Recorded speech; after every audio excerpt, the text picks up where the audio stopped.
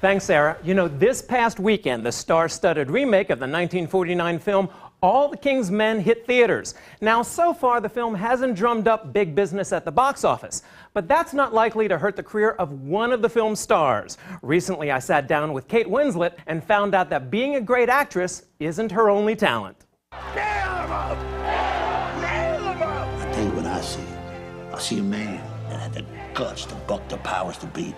I see Willie Starr, the next governor of the great state of Louisiana. Power, corruption, and backroom politics. Just a few of the tangled threads that ensnare Sean Penn and Jude Law in the remake of the classic film, All the King's Men. These are some powerful people that you're talking about taking money from. They ain't the power. Power's in the hands of the powerless. And those hands handed it to me. Also caught up in this web of political intrigue is Kate Winslet, who plays Anne Stanton, the long-lost love of Jude Law's character's youth. Didn't I read of your engagement in the society column, which you know I always turn to first in the paper? I was engaged more than once. Adam didn't care for any of them. Kate, your performance in this film is very, very impressive, particularly your interaction with Jude Law. What is it about this role that drew you to it? Well, first of all, thank you for the compliment, because it was a very difficult part to play, and you know, I'm very much a supporting role in this film, and it was great for me to have the opportunity to just work with these extraordinary people, and particularly, as you say, the opportunity to work with Jude, who I didn't know. You know, people probably would assume that we had known each other from back in England. You know, both British actors, and surely we're from the same kind of scene, but we'd barely even met, actually. Though why that should matter, I don't know. Who needs him anyway?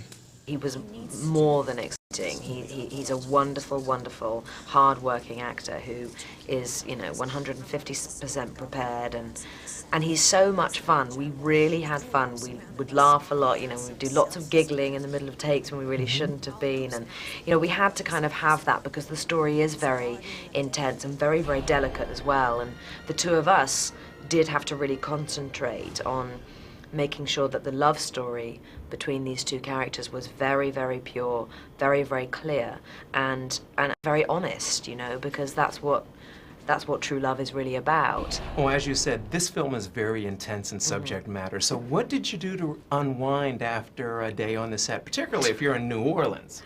Do you really want to know? Oh, absolutely. Give me the details.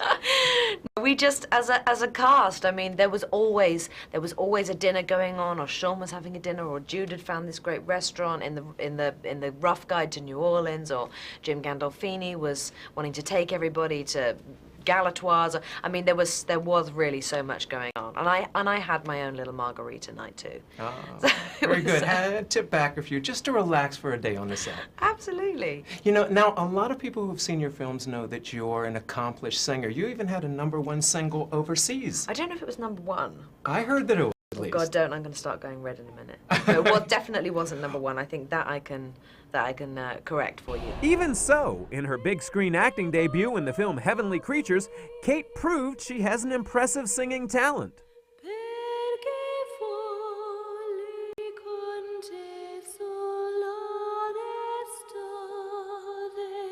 Tell me the truth now. I happen to hear, how does an Oscar nominee like yourself end up doing a duet with Weird Al Yankovic? See, I did my homework.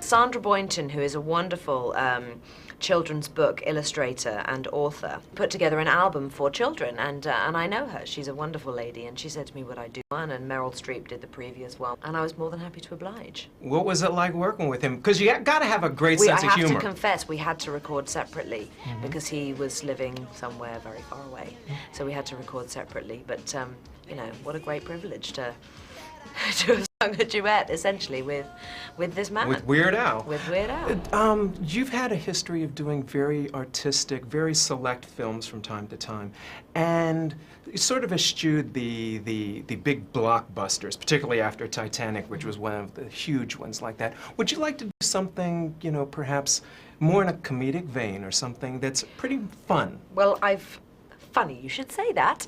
I just finished shooting a romantic comedy with Cameron Diaz. So yeah, I decided, you know, now's the time to just lighten up.